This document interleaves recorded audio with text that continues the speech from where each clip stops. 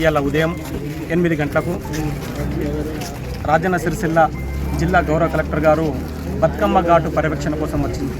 ఆ సందర్భంలో బత్తుల శ్రీనివాస్ అనే పర్సను గత 3 సంవత్సరాలుగా ఇక్కడ టీ పాయింట్ నడుపుకోవడం జరుగుతుంది.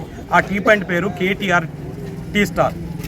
బ్రహ్మాండమైనటువంటి కేటీఆర్ ఫోటోతో అతను ఓ టీ పాయింట్ పెట్టుకోవడం జరిగింది. కేటీఆర్ అంటే ఆయనకు అపారమైనటువంటి గౌరవం. దానికి గౌరవ కలెక్టర్ గారు ఆ ఫ్లెక్సీని చూసిన తర్వాత కరెక్టు 15 నిమిషాలకు మున్సిపల్ అధికారులు వచ్చి నీ టీ స్టాల్ బంద్ చేయి, నీ టీ స్టాల్ బంద్ చేయి, నీ టీ స్టాల్ బంద్ చేయమని ప్రెజర్ చేయడం. ఎందుకు బంద్ చేయాలి, ఏంది, నేను చేసిన తప్పేంది, నేను చేసిన పొరపాటు ఏంది, ఏదో మున్సిపల్ ఇచ్చినటువంటి డబ్బా లోపల నేను టీ అమ్ముకొని బతుకుతా ఉన్నా అంటే మాకు తెలియదు. కలెక్టర్ గారు చెప్పారు బంద్ చేయించమని అన్నారు, మేము వచ్చినాం బంద్ చేపిస్తున్నామని మాట్లాడారు. మేము అడుగుతూ ఉన్నాం బీఆర్ఎస్ పార్టీ పక్షాన గౌరవ కలెక్టర్ గారికి, అదేవిధంగా మున్సిపల్ అధికారులకు, సిరిసిల్ల లోపల కేటీఆర్ గారి ఫ్లెక్సీ కనబడితేనే ఓటర్లు బంద్ చేస్తూ ఉన్నారు. కేటీఆర్ గారి పేరు వారి నామరూపాలు లేకుండా మీరు చేద్దామని చెప్పి మీరు ప్రయత్నం చేస్తున్నారు. అది మీతో సాధ్యమవుతుందా?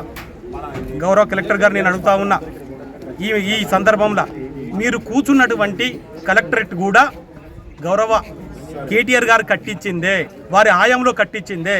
మరి అందులో కూర్చున్నారు, అప్పుడు ఆ యాదికి వస్తలేదా కేటీఆర్ అనే పేరు? మీరు పొద్దున్న లేచి ఈ బతుకమ్మ ఘాటుకు పర్యవేక్షణకు వచ్చారు, అది కూడా గౌరవ కేటీఆర్ గారు నిర్మించినదే, వారి హాయంలో నిర్మించిందే.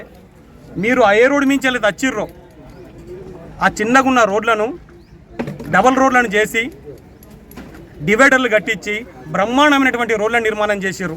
అది కూడా గౌరవ కేటీఆర్ గారు చేసిర్రే. మరి వారి పేరు లేకుండా మీరు చేసుడు మీకు సాధ్యమవుతుందా? అదేవిధంగా మెడికల్ పరంగా మెడికల్ కాలేజ్ కానీ, నర్సింగ్ కాలేజ్ కానీ, జిల్లా ఆసుపత్రి కానీ అనేకమంటి డెవలప్మెంట్లు, ఎడ్యుకేషన్ పరంగా ఇంటర్నేషనల్ డ్రైవింగ్ స్కూల్ కావచ్చు, నీకు ఇది అగ్రికల్చర్ పాలిటెక్నిక్ కావచ్చు, కాలేజ్ కావచ్చు, జేఎన్టీ కావచ్చు, మెడికల్ కాలేజ్ కావచ్చు, అనేకమైనటువంటి డెవలప్మెంట్ కార్యక్రమాలు చేశారు. మరి వారి పేరు రాకుండా, వారి పేరు లేకుండా, మీరు వారి నామస్మరణ లేకుండా చేయడం మీతో సాధ్యమవుతుందా? మేము ఇట్లాంటి చర్యలను పూర్తి స్థాయిలో ఖండిస్తూ ఉన్నాం. మీరు ఇట్లాంటి చర్యలు చేస్తే మేము ఊరుకోము. ఖచ్చితంగా బీఆర్ఎస్ పార్టీ ఇలాంటి పేదల పక్షాన నిలబడుతుంది, వారికి మద్దతుగా నిలబడుతుంది, వారికి మద్దతు తెలుపుతాము, వారికి ఎప్పుడు కూడా మేము అండగా ఉంటామని చెప్పి తెలియజేస్తూ ఉన్నాం.